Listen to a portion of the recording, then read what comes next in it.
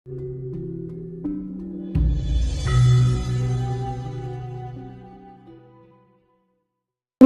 ditahan, semakin lama disembunyikan, semakin tajam nih ya. Kesaksian yang dia sembunyikan ini semakin tajam. Suatu ketika panjenengan datang dan bertanya. Lalu saya keceplosan, Mas. Sesuatu yang saya rahasiakan selama ini keceplosan. Nah, ini pasti terjadi, Mas. Pasti terjadi. Itu menurut saya mengerikan. Mengerikan. Gini, di era milenium ini kan tidak sedikit sih, Mas, indigo ya, tidak sedikit. Yes, betul. Sesungguhnya mereka itu dalam ketakutan. Mereka itu dalam ketakutan sesungguhnya. Gini, sebentar saya potong ya. Memang pernah ada seorang indigo itu justru malah dia itu kepengen lepas dari itu sifat indigonya. Iya. Pasti seperti itu, Mas. Iya, maksudnya ketakutan dalam hal apa, Pak? Itu?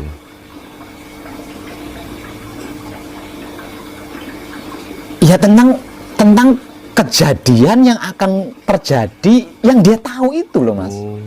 Dia takut di situ. Kan ya, saya mengetahui beberapa hari kemudian akan ada bencana. Iya, betul. Iya. Ya, seperti itu kan. Iya. Lah ketika bencana itu terjadi, saya kan tidak bisa berbuat apa-apa, Mas. Lawang itu hukum alam. Iya. Ini yang menyebabkan saya ketakutan. Menyangkut nyawa orang, Pak ya. Asli kesiksa, Mas. Mau lapor ke BMKG nggak mungkin percaya. Nggak mungkin percaya.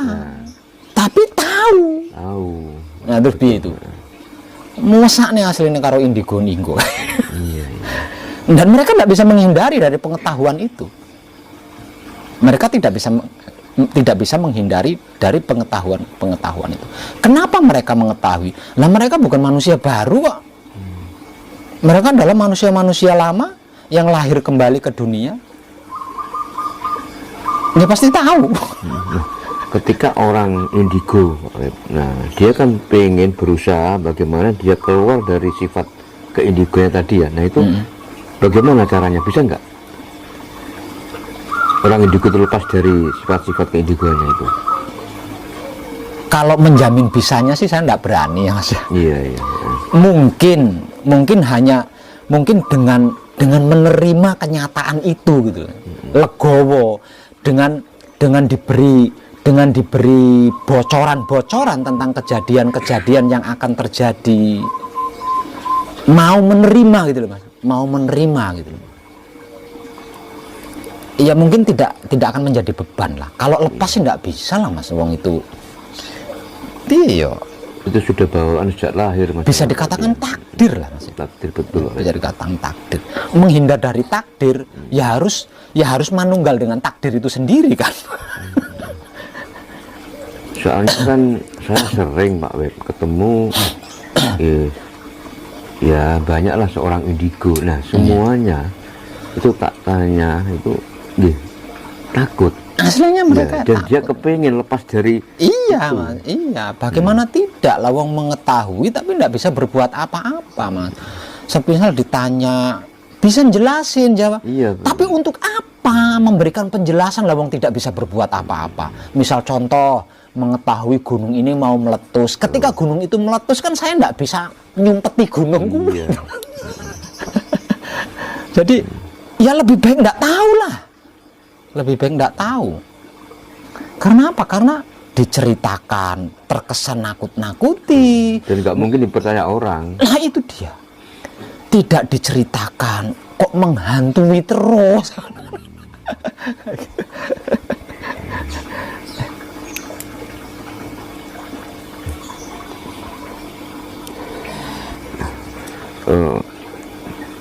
Terkait meditasi, Pak.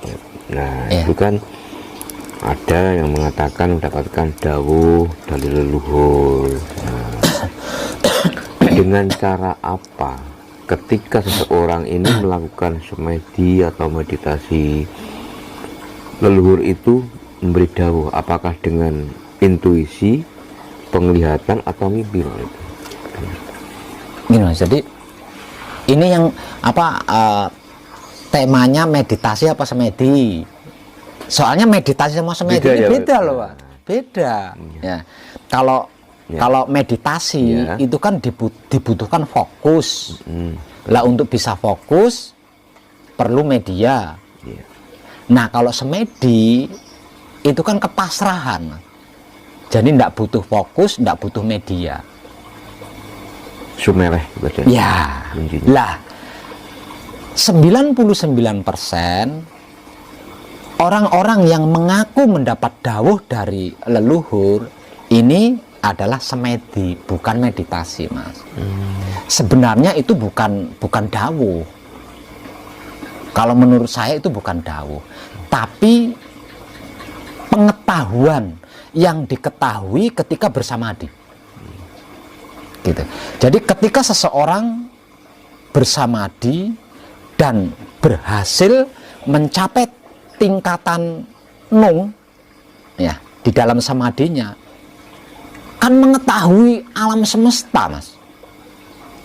Mengetahui alam semesta. Lah dari sekian banyak isi alam semesta yang dia ketahui ketika dalam keadaan nung di dalam samadhi, kan pasti ada yang menarik perhatian, menarik perhatian. Katakanlah saya bersamadi, di dalam bersamadi saya berhasil mencapai dimensi nung. Nah di dalam nung saya, di dalam nunggalnya saya, kan saya mengetahui alam semesta seisinya, dikarenakan saya menyatu dengan alam semesta seisinya. Terus di ujung sana ada segerombolan leluhur sedang membicarakan kejadian. Nah, pasti menarik nih. Iya, iya.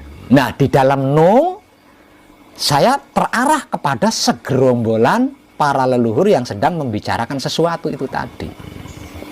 Nah dengan mengarahkan nung saya kepada segerombolan para leluhur yang sedang membicarakan sesuatu, sehingganya apa yang sedang dibicarakan kan saya tahu. Gitu loh, saya tahu. Nah itu apa bisa disebut dawuh? Dawuh itu kan hanya apa ya cara ini bahasa basinya saja. Bahasa basinya saja. Aslinya bukan dawuh tapi pengetahuan yang diketahui ketika dalam keadaan nung di dalam samadhi. Itu menurut saya. Tadi Pak Web mengatakan bahwa antara semedi dengan meditasi kan beda. Beda, Ya? ya beda.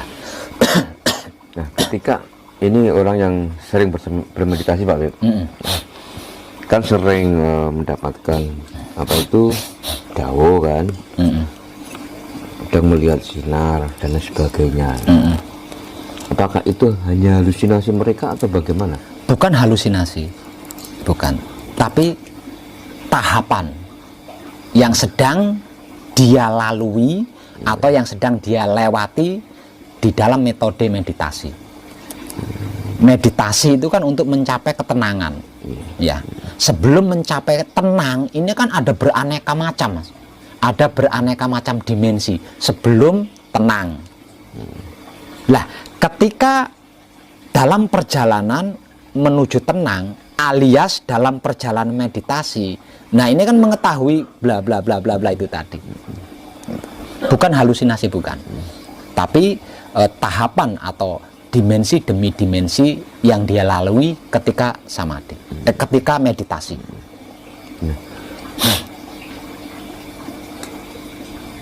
Yang membedakan titik puncak orang semedi sama meditasi itu seperti apa? Tadi Bapak mengatakan bahwa semedi dan meditasi itu kan beda. Ya, Nah, ya, ya. apa yang dirasakan ketika seorang ahli meditasi itu mencapai titik puncak keheningan, Ya. dan orang yang ahli semedi ketika mencapai titik keheningan? Ya. Kalau seorang pelaku meditasi berhasil mencapai titiknya, yang dia rasakan adalah tenang.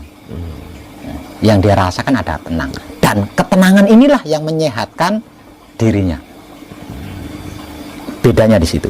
Nah, kalau samadhi seseorang yang bersamadhi dan berhasil mencapai titiknya, dia menyatu dengan alam semesta, Mas. Bedanya di situ. Lah, menyatu dengan alam semesta tidak ada yang lebih membahagiakan dari itu, Mas. Letak bedanya di situ.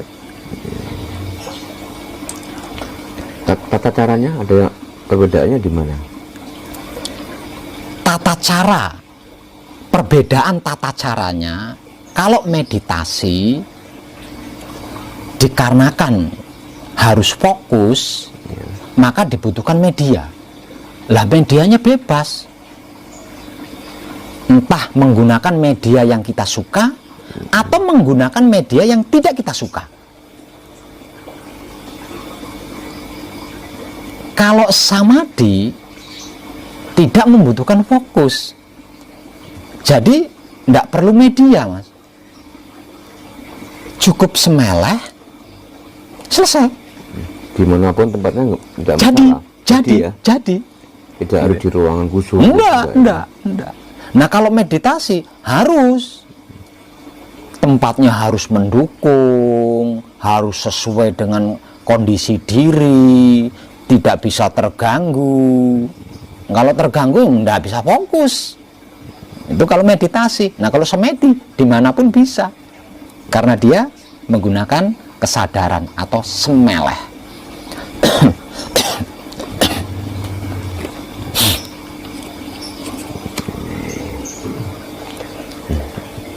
Apakah perlu treatment khusus? Perlu. Perlu ya. Dan untuk teknik-teknik khusus harus ada pembimbing. Kalau belum ahli harus ada pembimbing. Sebab jika tidak ada yang membimbing, iso kesasar, Mas. Iso kesasar. Maksudnya kesasar gimana Pak Wibin? Bisa dijelaskan? Di dalam samadhi itu memiliki 4 tahap atau 4 dimensi. Ini di dalam samadhi, Mas. Tahap pertama atau dimensi pertama adalah dimensi nang. Kedua, dimensi neng. Ketiga, dimensi ning. Dan yang keempat, dimensi nung. Dalam keilmuan Jawa disebut juga sebagai nang, neng, ning, nung. Ini tahapan atau dimensi di dalam samadhi, Mas. Lah di dalam pencapaiannya ini kan harus ada penjelasan, Mas. Iya. Harus ada penjelasan yang konkret. Jika tidak, kesasar, Mas. Kesasar kemana? Ke alam jin. Karena keempat-empatnya dimensi ini tadi bisa dijangkau oleh bangsa jin. Nah, manusia berusaha menjangkaunya. Nah, jin ini makhluk paling licik. Makhluk paling licik. Dilihat, wih, ada orang ganteng ini, atau ada orang cantik ini. Nah, dia bisa merubah wujud. Jadi apa yang disukai oleh si pelaku? Satu misal, si pelaku sangat termotivasi dengan Sunan Kalijogo. Dia bisa membot dari Sunan Kalijogo, Mas. Kejebak toh. Itu karena halusinasi tadi ya Pak Wibi ya? Iya. Karena kurang memahami sikon-sikon di setiap dimensi ini tadi.